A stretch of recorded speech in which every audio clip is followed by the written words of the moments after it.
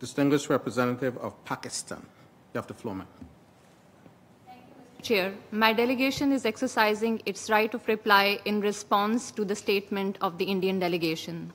Propaganda cannot whitewash persecution, and denial cannot disguise disinformation. Let me state the irrefutable facts. Jammu and Kashmir is not and has never been so-called integral part of India. Numerous resolutions of the Security Council attest to this reality. In our statement today, Pakistan reaffirmed its unwavering support for the inalienable right to self-determination of the Kashmiri people, a people enduring state-sponsored terrorism and egregious human rights violation under Indian occupation. If India has nothing to hide, it should allow UN human rights mechanisms, International Human Rights Organization, and the international media access to the occupied territory. The demand of the Kashmiri people is freedom from Indian occupation through the exercise of right to self-determination, the fulfillment of a solemn promise made by the United Nations under its own Security Council resolutions.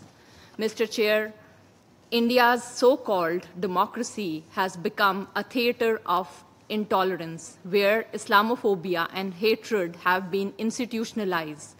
Under the banner of Hindutva, minorities live in fear, Muslims are lynched, mosques are demolished, churches burned, calls for genocide and hate speech normalized.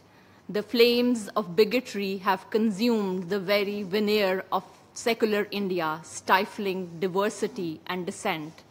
India's record of aggression, its repeated violations of Pakistan's territorial integrity and sovereignty, its unprovoked attacks, including the defeat of May 10th, when its aggressive designs were foiled and exposed before the entire world, and its coercive posturing against smaller neighbors reveal a pattern of belligerence and irresponsible behavior.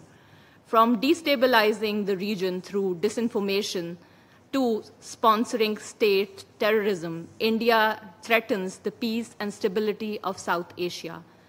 In times of climate-induced floods and droughts, weaponizing water by holding in abeyance of the Indus Waters Treaty by India is not just a violation of international obligations, it is an affront to human dignity, violation of human rights of people of Pakistan, and basic norms of good neighborliness.